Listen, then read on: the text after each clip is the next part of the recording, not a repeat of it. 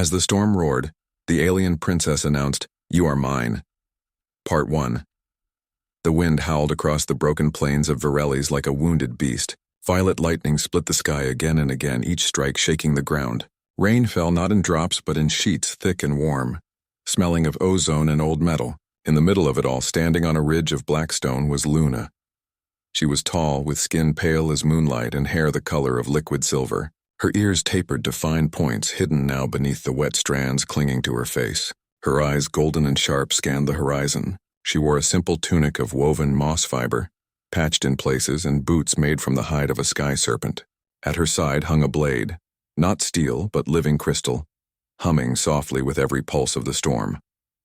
At her feet, curled together for warmth, were two small dragons. Ember was the first to stir. He lifted his head, scales the deep red of cooling lava, eyes bright with curiosity. A puff of smoke curled from his nostrils as he sniffed the air. Beside him, Frost uncoiled slowly, her body shimmering with pale blue scales that glowed faintly in the dark. Her breath left trails of frost even in the humid storm, and her wings, thin as glass but strong as iron, twitched with unease. Luna reached down and stroked Frost's head. "I know," she murmured. "Something is coming." They had been traveling for weeks, ever since the twin moons turned red, ever since the rivers began to run black and the trees started whispering in tongues no one understood. Her people, the last of the star elves, had vanished long ago, leaving only ruins and riddles. But Luna remembered the stories. She remembered the warnings. When the sky bleeds and the earth coughs ash, the devourer wakes. She did not know what the devourer was, only that it was old, older than cities, older than stars, and it was hungry. The storm grew louder. Thunder rolled like drums of war. Then through the rain something moved. Not an animal, not a machine. Something else. A figure walked toward her across the plain. Tall, calm, untouched by the storm. Rain slid off her armor like oil off glass. The armor itself was black, seamless, shifting like liquid when she moved. It covered her from neck to toe, but her face was bare. Smooth, regal, with high cheekbones and eyes that glowed faintly silver. Her hair floated around her head as if underwater, strands pulsing with soft violet light. Luna's hand tightened on her blade. Ember hissed. Frost rose to her feet, a low growl rumbling in her chest. The stranger stopped 10 paces away. She did not speak at first. She only looked at Luna, as if seeing her for the first time, and as if she had been waiting lifetimes for this moment. Then she smiled. "You," she said, voice smooth and deep, like stone singing in the dark. "You are mine." Luna did not flinch. "I belong to no one." The woman's smile widened. "You say that because you do not know who you are." "I know enough," Luna said. "Who are you?" "My name is Celine," the woman replied. "Princess of the Voidborn Empire, heir to the Silent Throne, and seeker of the last star elf." Luna's breath caught. No one had called her people that in centuries. Star elves. The name was forbidden, erased from most records. Only the oldest scrolls whispered it. "Why are you here?" Luna asked, voice steady despite the storm in her chest. "Because your world is dying," Celine said simply, "and you are the only one who can save it." She raised her hand. Instantly the storm stilled. The rain froze midair.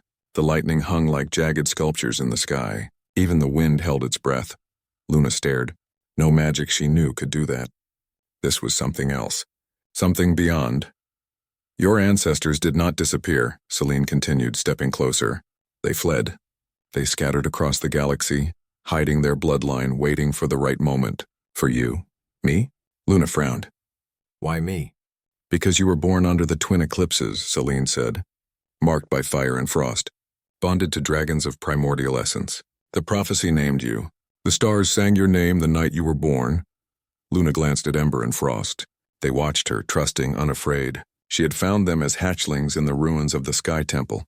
Abandoned, starving, she had fed them with her own blood when nothing else would work. Since then, they had never left her side. "What do you want from me?" she asked. Celine's silver eyes softened. "Not your obedience. Your choice. The devourer you've heard whispers of, it is real. It sleeps beneath your planet's core. A machine built by gods long dead. It feeds on life, on magic, on time itself, and it is waking." Luna felt a chill that had nothing to do with Frost's breath. "How do you know this?" Because it has already consumed 3 of my world, Celine said quietly. Entire civilizations, gone, not destroyed, erased as if they never existed. We traced its hunger here, to Virelli's. To you, she turned and gestured upward. Through the frozen rain, a shape descended from the clouds. It was a ship, but unlike any Luna had seen. It was made of living crystal, glowing with soft blue light, fines of starlight wrapped around its hull, and it hummed a melody that tugged at Luna's bones. It sounded like the lullaby her mother used to sing. That ship, Luna whispered. Built by your ancestors, Celine said. Hidden for you waiting. Luna hesitated. Everything in her screamed to run, to trust no one, but Ember nudged her hand and Frost pressed close as if urging her forward, and deep down she knew Celine spoke the truth. The sickness in the land, the nightmares that came every night, something was wrong. And she could not fix it alone. What must I do? She asked. Come with me, Celine said. To the heart of Virelli's, beneath the ash fields. There lies the Heartstone, the source of your world's magic. It is weakening.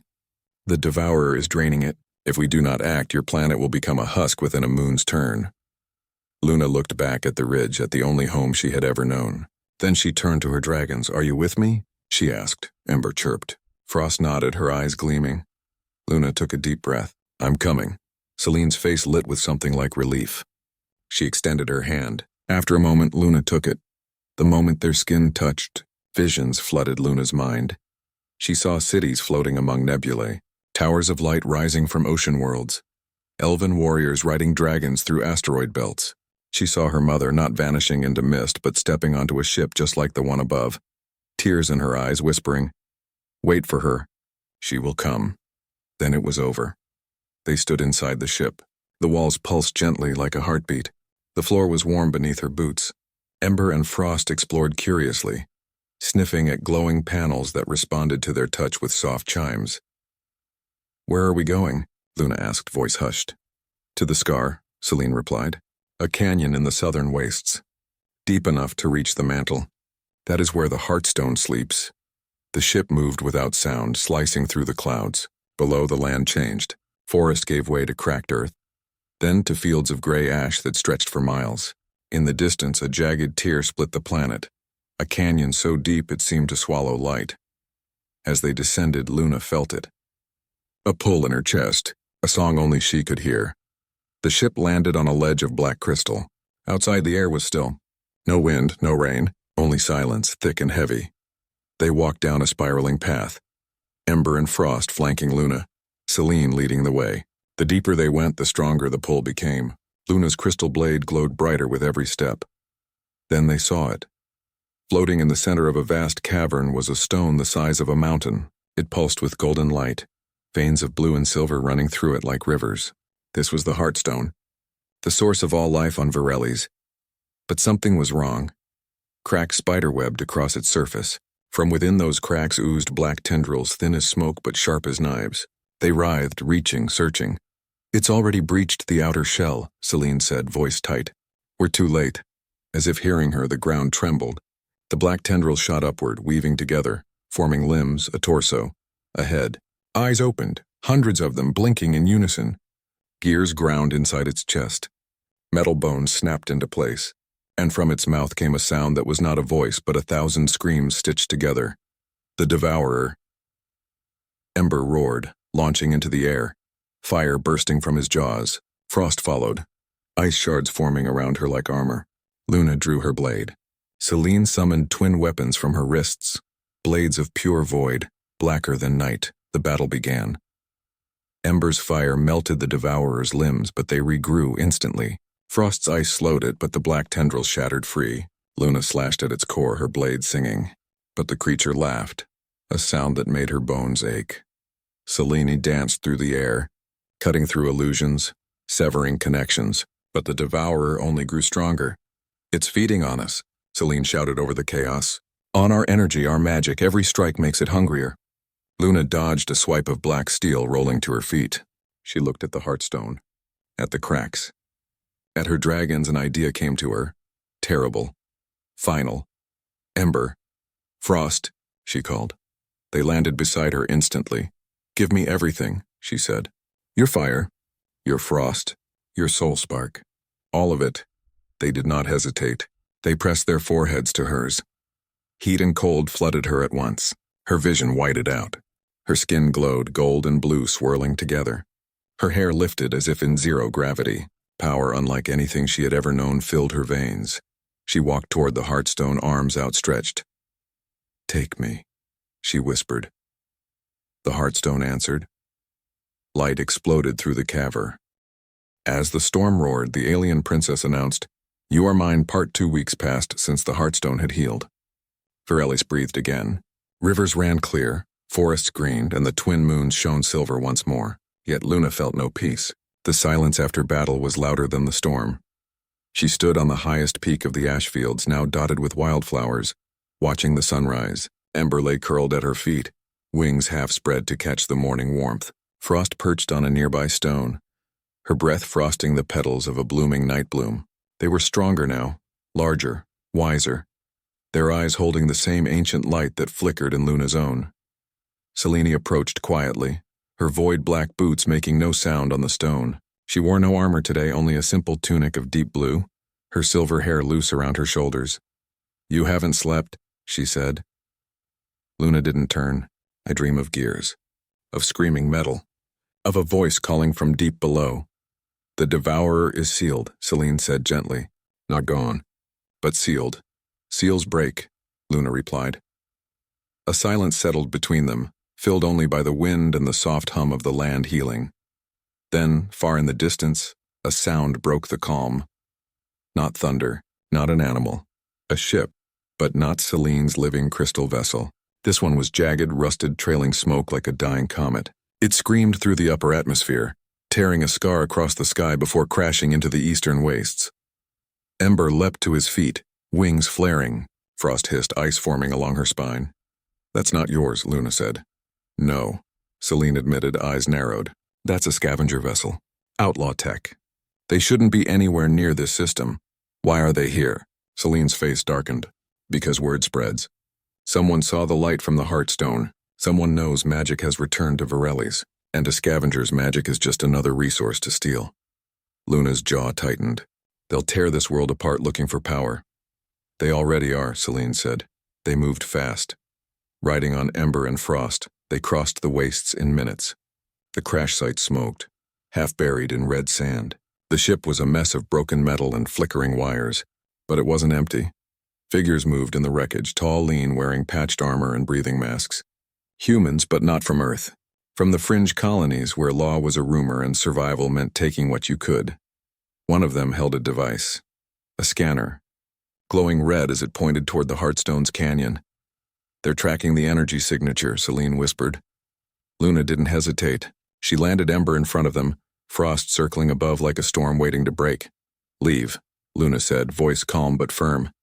The scavengers turned, weapons rising. Their leader pulled off his mask. He was young, with sharp eyes and a scar across his nose. "Look at this," he sneered. "A fairy tale come true. Elves and dragons. How quaint." "This world is not yours to plunder," Luna said. "Everything's for sale if the price is right," he shot back. "And your little magic rock? It's worth more than you know." Before Luna could respond, Frost dove, ice shards raining down. The scavengers scattered, firing crude plasma rifles. Ember roared, fire washing over the sand, forcing them back. But one of them, a woman with wild red hair, aimed not at the dragons, but at Luna. A net of charged wire shot through the air. Luna dodged, but not fast enough. The net wrapped around her arm, sending jolts of pain through her body. She cried out, falling to one knee. Selene moved like lightning. Her void blades flashed, cutting the wires. She stood between Luna and the scavengers, eyes blazing. "Last warning," Selene said. "Leave or burn." The red-haired woman laughed. "You think you're the only ones with toys?" She pressed a button on her wrist. The ground shook. From the belly of the wrecked ship rose a machine. A hunter drone, all claws and optics, built to track and capture high-value targets. Its red eye locked onto Luna. "They were sent for you," Selene realized. "Not the Heartstone, you. Why?" Luna gasped, still shaking off the shock. "Because you're the key," Selene said. "And someone wants that key." The drone lunged. Ember met it midair, fire and metal clashing. Frost froze its joints, but the machine adapted, heating its limbs to melt the ice. It was smart. Too smart for scavengers. This isn't fringe tech, Celine said, blocking a plasma bolt with her forearm shield. This is Imperial grade. Someone hired them. Someone powerful. Luna pushed herself up. Pain faded as the bond with her dragon surged through her. She raised her crystal blade. Then let's send a message. Together they fought. Luna moved like wind and flame, her blade cutting through metal and will. Celine was shadow and silence, appearing where least expected, striking with precision. Ember and frost worked as one, fire to soften, ice to shatter. The drone fell first, its core cracked open by Frost's tail. The scavengers, seeing their advantage gone, tried to flee to their escape pod. Luna stopped them. She stood before the pod, golden eyes glowing. "Tell your masters this," she said. "Varelli's is under my protection. Come again and you won't leave in pieces. You won't leave at all." The red-haired woman spat blood but nodded. They boarded the pod and launched into the sky, vanishing among the stars. Silence returned. Celine knelt beside the drone's remains. She pried open its memory core. Data flickered across a small screen. "It's tagged," she said. "By the Obsidian Syndicate." Luna frowned. "Who are they?" "Mercenaries. Information brokers. Sellers of secrets," Celine explained. "They deal in rare things. Extinct species. Lost magic. Heirs to dead empires. They want me as a prize," Luna said flatly. "Or as a weapon," Celine added. Back at the canyon, they buried the wreckage deep, but the peace was broken. Luna knew it wouldn't be the last time outsiders came. That night under the twin moons she sat with her dragons. "I can't stay hidden," she said. Ember nudged her hand. Frost rested her head in Luna's lap. "You don't have to," Celine said, joining her. "But you can't fight every ship that comes. You need allies. A network. Eyes in the dark." "I have you," Luna said. "I'm one voice," Selena replied. "But there are others. Scattered colonies who remember the old ways. Rogue scholars who study forgotten magic. Even some of my own people who question the Empire's silence." Luna looked up at the stars. "Where do we start?" "With a signal," Celine said. "Not of war, of hope. Let those who still believe in balance know that the Star Elves are not gone, that the Heartstone lives, that Guardians have returned." So they built it. Deep in the canyon, using shards of the Heartstone and Celine's void tech, they crafted a beacon. Not loud, not aggressive, just a soft pulse, coded in Elven light script, sent out on a frequency only the worthy could hear. Days later, the first reply came. Not a ship, not a message, a single seed. It fell from the sky wrapped in silk, glowing faintly. When Luna touched it, it sprouted instantly into a silver sapling, the last tree of Astra Vale, a forest thought extinct for 1,000 years. Someone out there remembered. Someone was listening. Then came more. A data crystal left on a moon rock, showing star charts with hidden elven sanctuaries, a drone shaped like a bird, singing an old lullaby in perfect elven tongue, a cloaked figure appearing at the edge of the ash fields, leaving offerings of clean water and star metal before vanishing at dawn. The network was waking, but so were the enemies. One evening, as Luna trained with her blade, Frost suddenly shrieked. She pointed east where the sky darkened, not with storm but with ships. Not 12 black hulls. No markings. "Silent engines, Syndicate fleet," Celine said, face grim. "They didn't send scouts this time. They came to take." Luna stood tall. Ember roared, fire lighting the dusk. Frost's wings spread wide, frost spreading across the ground. "Then let them learn," Luna said. But Celine placed a hand on her arm. "Not with fire, not yet. They expect a battle. Give them a choice." Luna paused. "What do you mean?" "Broadcast the beacon," Celine said. "Full power. Not just a whisper, a shout. Let every soul who hears it know what's happening here. If the Syndicate attacks a world that's awake, they won't just fight us. They'll fight everyone who answers." Luna understood. She activated the beacon. Light erupted from the canyon. Not blinding, but deep. Like the pulse of a living star. It shot into the sky, weaving through the atmosphere, racing across space in waves of gold and blue. On distant moons, hidden outposts lit up. On forgotten stations, old consoles flickered to life. In the void between stars, ships changed course. The Syndicate fleet slowed. Their leader, watching from the command deck, saw the signal, and saw the response. On his screens, dots appeared, hundreds of them, moving toward Virelli's from all directions. Not warships. Not all of them. Some were freighters. Some were research vessels. Some were just small crafts with no names, but they were coming. They've rallied the lost, he muttered. Abort mission? His second asked. He stared at the planet below. Green now, alive, guarded by dragons and a woman with stars in her eyes. For now, he said. But this isn't over. The fleet turned and vanished into the dark. On the ridge, Luna watched them go. They'll be back, she said. Yes, Celine agreed. But next time they won't find us alone. Ember landed beside Luna, purring like thunder. Frost curled around her feet, warmth and cold in perfect balance. Luna looked at the stars, no longer distant and cold, but full of eyes, full of hope. She was no longer the last. She was the beginning, and her story, her war, her peace, her promise had only just begun. As the storm roared, the alien princess announced, "You are mine." Part 3. The days after the Syndicate's retreat were quiet, but not peaceful. Luna felt it in her bones, the calm before the true storm.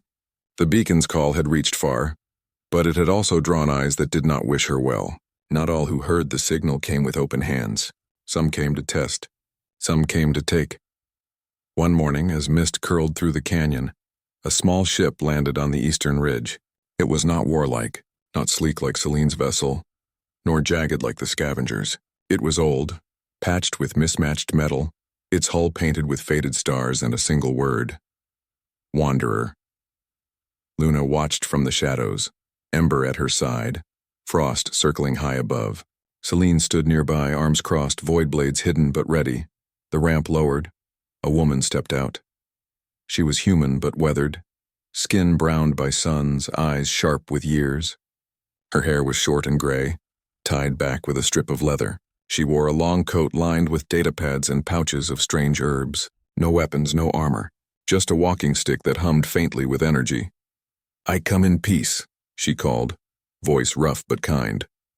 Luna stepped forward. "Who are you?" "My name is Maya," the woman said. "I was a historian once. Now I'm just a keeper of stories. Why are you here?" Maya smiled. "Because I heard the song. The one your beacon sang. It matched a lullaby my grandmother used to hum. She said it came from the Star Elves. I thought it was just a tale. Until today." Celine relaxed slightly. "You're one of the listeners. One of many," Maya said. "But I came alone because I carry something you need." She reached into her coat and pulled out a small box made of black wood. It pulsed softly like a heartbeat. Luna's breath caught. The box felt familiar, like a memory she couldn't place. "What is it?" she asked. "The last seed of the memory tree," Maya said, "planted on the moon of Alaris before the Great Silence. It holds the thoughts, the dreams, the warnings of your ancestors. They knew the devourer would return, so they stored their knowledge here in living wood." Luna took the box. The moment her fingers touched it, warmth spread through her. Images flashed. Elven cities under glass domes, scholars writing in light, mothers singing to children as ships fled into the dark. "Why give it to me?" Luna asked, voice soft. "Because stories die when no one listens," Maya said. "And you are listening." They brought her to the Heartstone Canyon. There under the twin moons, Luna opened the box. Inside lay a single seed, glowing silver. She pressed it into the soil near the Heartstone. Instantly roots spread. A sapling rose, leaves shimmering with starlight. As it grew, voices whispered, not in words but in feelings. Warnings. Maps. Names. One name echoed louder than the rest. Kalen. Who is Kalen? Luna asked aloud. The tree's leaves rustled. An image formed in the air.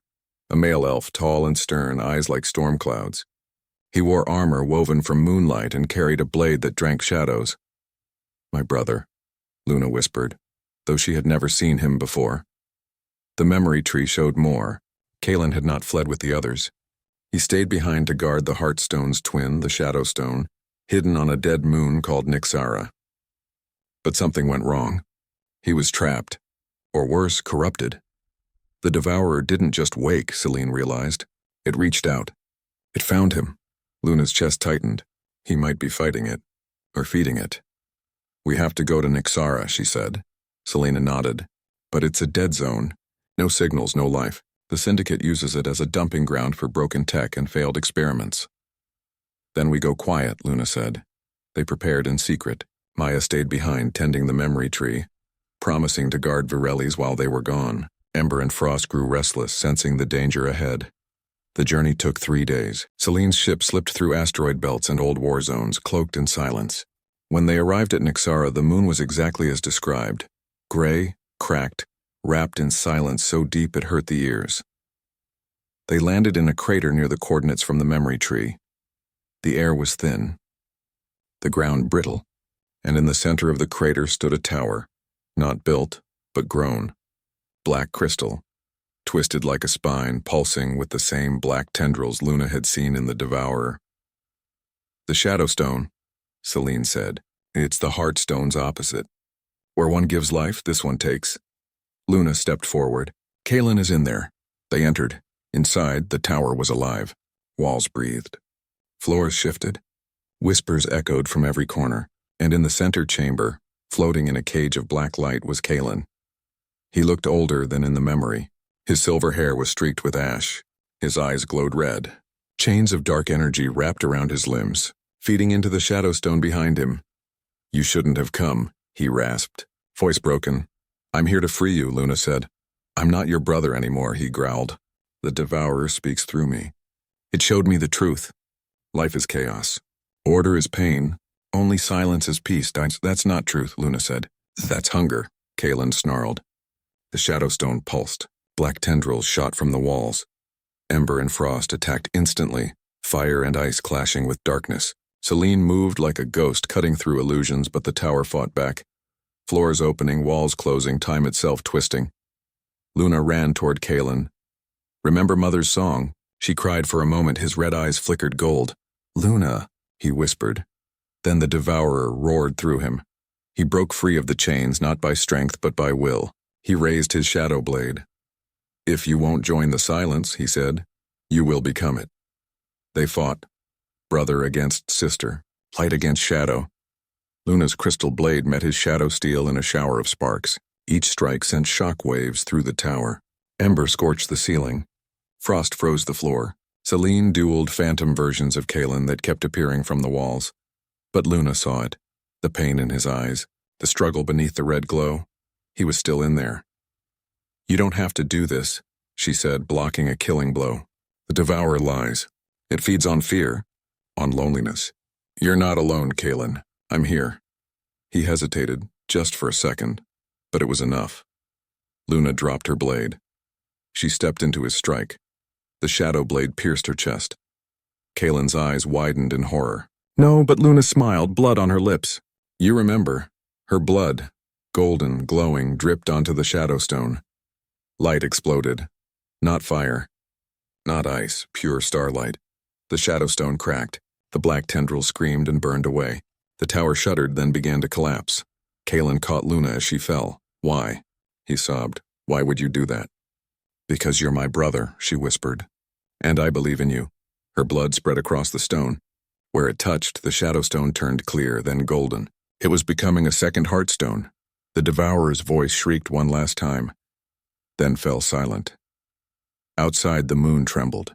Cracks spread across its surface. Green shoots pushed through the gray dust.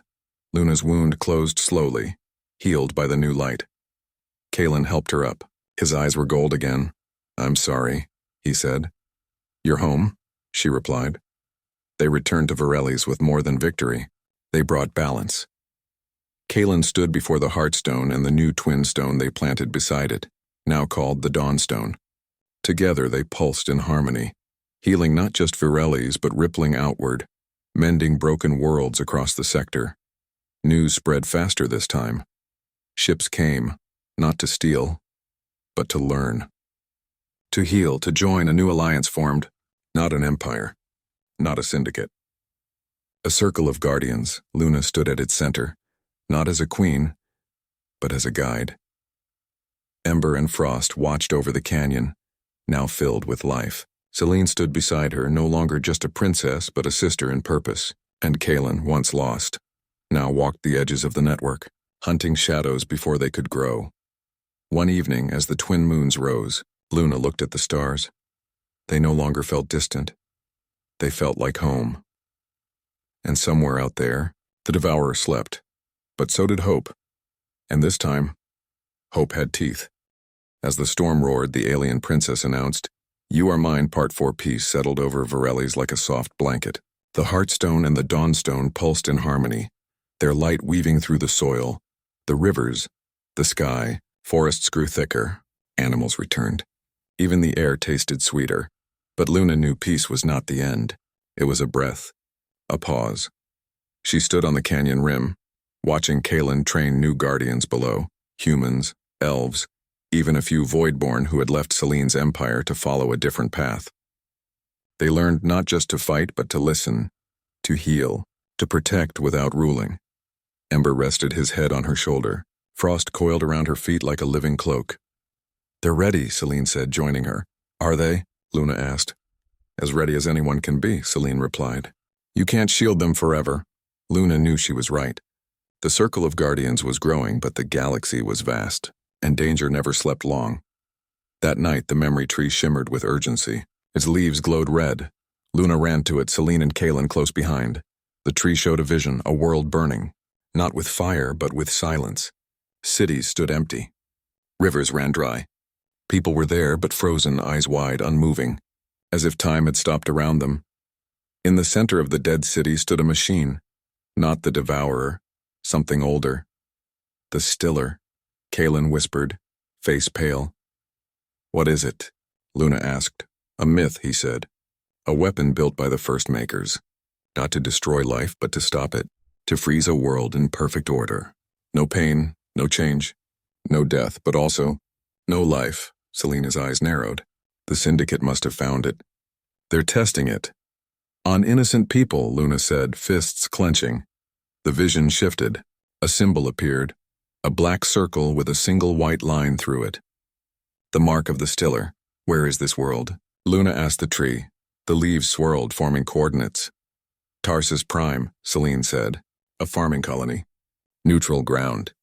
"No defenses, we have to go," Luna said. They left at once. This time, they did not go alone. 6 ships followed Selene's crystal vessel. Freighters turned into med bays. Scout ships armed with sonic disruptors. Even an old mining rig retrofitted with shield emitters. The circle was no longer just an idea. It was a force. They arrived at Tarsus Prime to silence. No birds, no wind, no voices. The planet looked normal. Green fields, blue skies, but everything was still. Too still. They landed near the capital city. As they stepped out, Luna felt it. A pressure in the air. Like walking through thick water. Time itself felt heavy. In the city square, thousands stood frozen. A child reaching for a balloon. A vendor handing out bread. Lovers holding hands. All unmoving. All staring into nothing. And in the center, the Stiller. It was not large. No taller than a person. Shaped like a smooth black pillar humming softly. The white line on its surface pulsed like a slow heartbeat. "It's not just stopping bodies," Selene said, scanning with her wrist device. "It's stopping thought, emotion, memory. It's turning living beings into statues of themselves." Kalen knelt beside a frozen woman. "If we don't stop it soon, the change will become permanent." "How do we break it?" Luna asked. The memory tree had given no answer. Ember growled, stepping toward the Stiller, but as he neared, his movement slowed. His fire dimmed. Frost tried to freeze the machine, but her ice melted before it could form. "It resists all energy," Selene said. "Fire, cold, plasma, it absorbs it, uses it to strengthen the field." Luna stepped forward. "Then we don't fight it with force," she said. "We fight it with what it cannot understand." "What's that?" Kalen asked. "Chaos," Luna said. "Life, feeling." She walked toward the Stiller, unafraid. As she neared, her steps slowed. Her breath came harder. But she kept going. She placed her hand on the machine. Cold. Empty. Silent. She closed her eyes. And she sang. Not a battle cry. Not a spell. Her mother's lullaby. The one the memory tree had shown her. The one Maya had remembered. The one that carried the soul of her people. At first, nothing happened. Then, a flicker. The white line on the Stiller wavered. Luna sang louder. Ember joined in. Not with fire, but with a deep, rumbling purr. Frost hummed.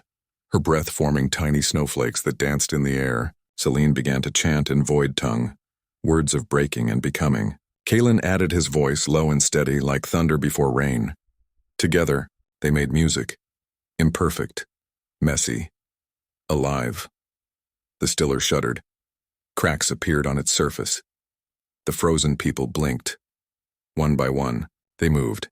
The child grabbed the balloon. The vendor dropped his bread in shock. The lovers hugged, crying.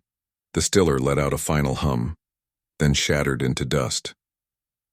Silence returned, but this time it was natural. The wind blew. Birds called. Life resumed.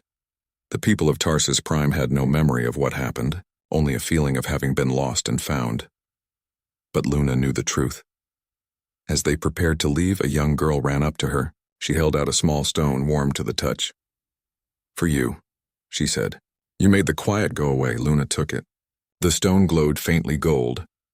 Back on Varelli's, they placed it beside the Heartstone and Dawnstone. It pulsed in time with them, another piece of the whole.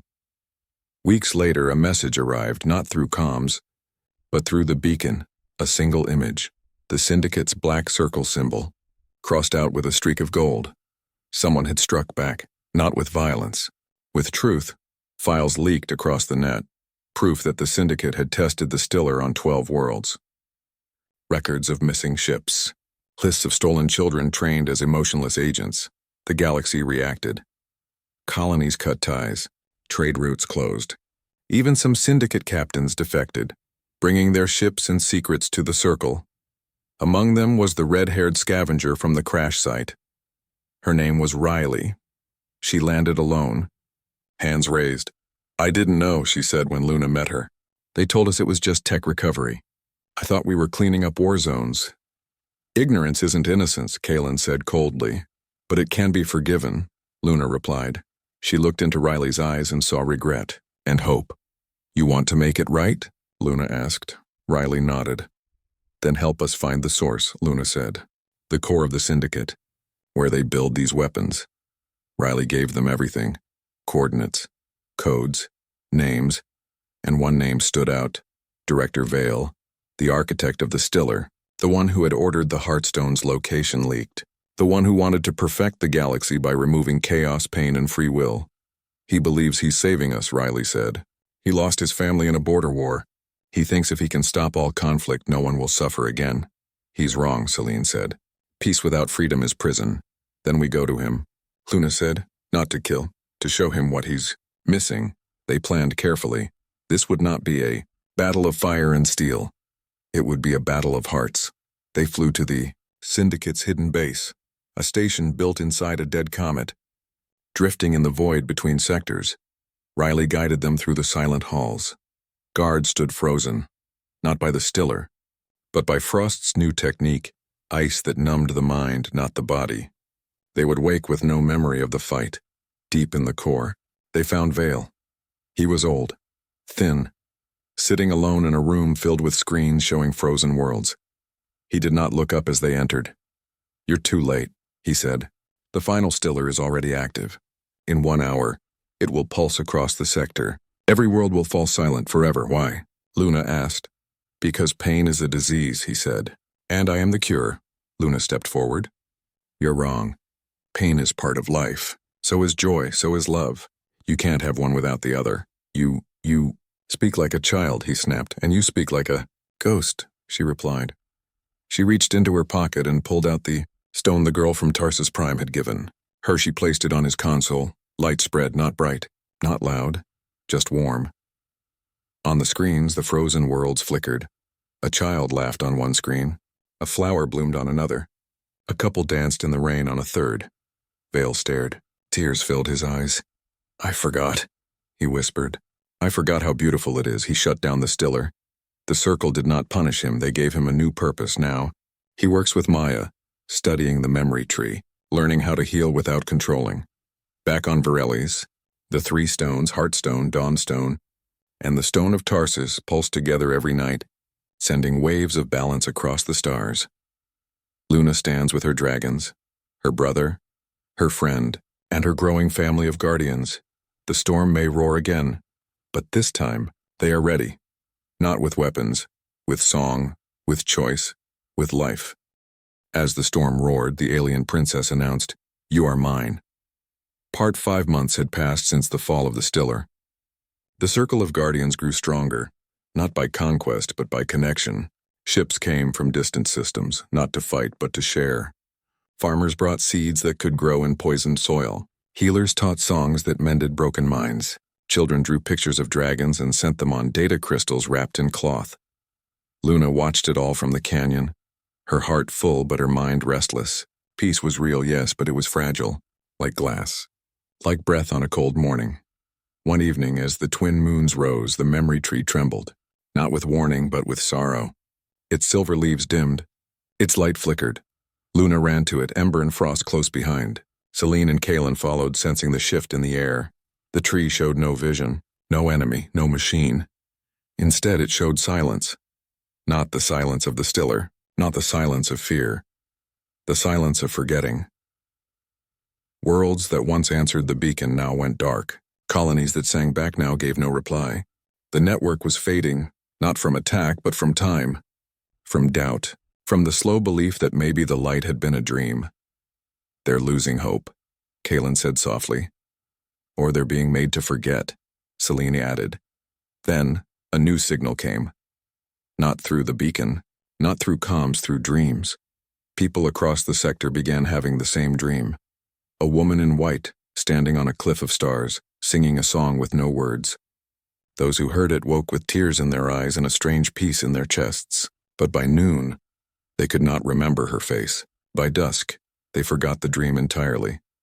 Only those bonded to magic like Luna or the dragon riders of the outer rings remembered clearly.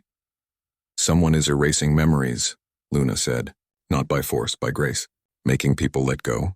Gently. Who would do that? Riley asked, now a trusted scout in the circle.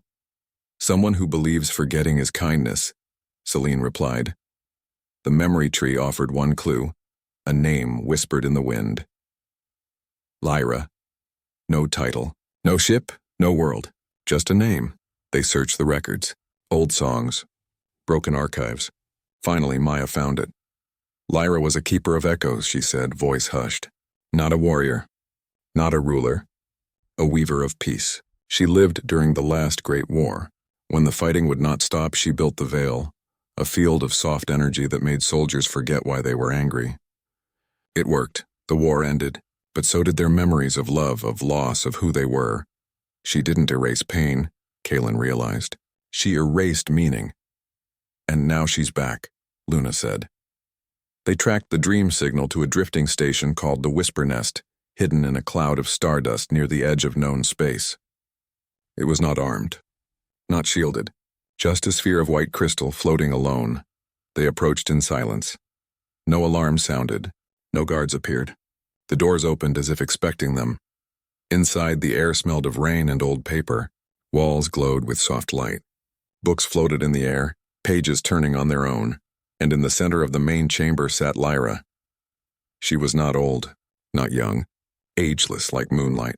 Her hair was white, her eyes the color of calm seas. She wore a simple robe, and in her hands she held a loom, not of thread but of light. She did not look up as they entered. You remember me, she said. That means my work is incomplete. Why are you making people forget? Luna asked. Because memory hurts, Lyra replied, weaving a strand of gold into her loom. I watched worlds burn over words, over names, over things that happened centuries ago. So I offer peace, not through force, but through release. You're stealing their stories, Kalen said. I'm giving them rest, Lyra said gently. Would you let a child hold a burning coal just to prove it's hot? But the coal is also warmth, Luna said. Memory is pain, yes, but it's also love, courage, identity. Without it, we're just shells. Lyra paused. You speak like one who has suffered.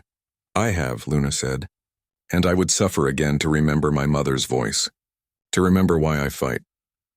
Lyra looked at her, truly looked for the first time. You are the star elf, she whispered, the one the old song spoke of. I'm just Luna, she said. And I'm asking you to stop. Lyra sighed. If I stop, the pain returns. Wars will start again. Hearts will break. Then we face it together, Luna said. Not by hiding, but by healing. She stepped forward and placed her hand on the loom. Golden light flared. The loom was not just weaving peace, it was unraveling truth. Every thread was a stolen memory, a forgotten name, a silent song. Luna closed her eyes and did not pull the threads apart. She wove a new one, a thread of her own memory, her mother's lullaby, Ember's first fire, Frost's icy purr, Celine's hand in the storm, Kaelin's tears on Nyxara, Riley's apology, the girl's stone from Tarsus Prime. The loom shuddered. Lyra gasped. For the first time in centuries, she felt something she had long buried. Hope. You're not erasing pain, Luna said softly. You're erasing people. Lyra's hands trembled.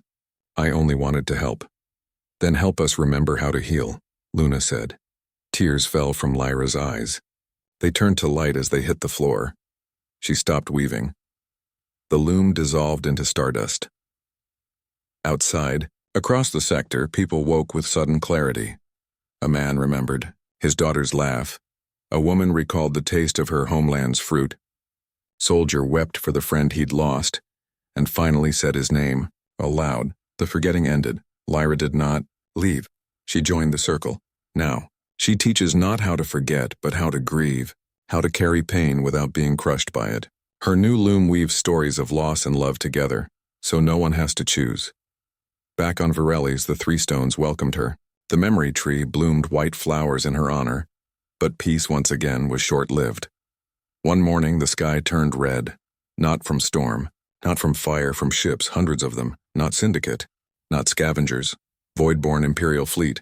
At their lead flew the royal dreadnought, obsidian and gold bearing the crest of the silent throne. Celine went pale. They've come for me. Why now? Luna asked. Because I broke my oath, Celine said. I left the Empire. I shared void-born secrets. I chose you over duty. They won't take you, Kaelin said, hand on his blade. It's not just me they want, Celine said. They want the Heartstone. They believe it can power their war machines for 1,000 years. The fleet did not attack. They sent a message. A single voice, cold and regal, echoed across Varelli's. Princess Celine, return to your post.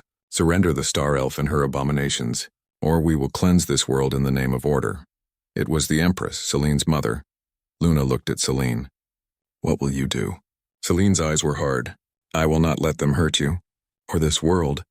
Then we face them together, Luna said. But Celine shook her head. No, this is my burden. I will go to them. Speak to her. Maybe she can be reached. You'll be walking into a cage, Kaelin warned. Maybe, Celine said. But if there's even a chance to stop this without blood, I have to try. Luna wanted to argue, but she saw the pain in Celine's eyes, the love for a mother who had become a weapon. Go, Luna said. But know this, you are not alone. And if they harm you, the circle will move as one. Celine kissed Luna's forehead, a void-born sign of deep trust, then boarded a small shuttle and flew toward the dreadnought. Hours passed. Then, a broadcast. Not from the Empress. From Selene. She stood on the bridge of the dreadnought, not in chains, but in full royal armor. Behind her, the Empress sat on her throne, silent. People of the circle, Celine said, voice strong. I have shown my mother the truth. Not with fire, but with memory. I showed her Varelli's healing. I showed her the girl from Tarsus Prime. I showed her you. She paused. The Empress has ordered the fleet to stand down. Cheers rose across Varelli's, but Selena's face was sad. I must stay, she said, to rebuild the Empire from within, to turn it from a fist into a hand. Luna's heart ached. I will not say goodbye, Celine continued, looking straight into the camera, into Luna's eyes, because this is not the end. It is a new thread in our story. The broadcast ended. The fleet turned and vanished into the stars. That night, Luna stood on the ridge, tears on her cheeks. Ember nuzzled her. Frost hummed a soft tune. Kaelin joined her. She'll come back. I know, Luna said, and she did. Weeks later, a small ship arrived. Not imperial, but painted with stars and a single white flower. Celine stepped out. No longer in armor, but in simple clothes. I resigned, she said. The Empress agreed to peace talks. The Voidborn will join the circle as equals. Luna ran to her and held her tight. No words were needed. The circle grew again. Now, it held not just rebels and healers, but empires learning to listen. And as the twin moons shone, Luna knew the storm would always return, but so would they. Together, Always.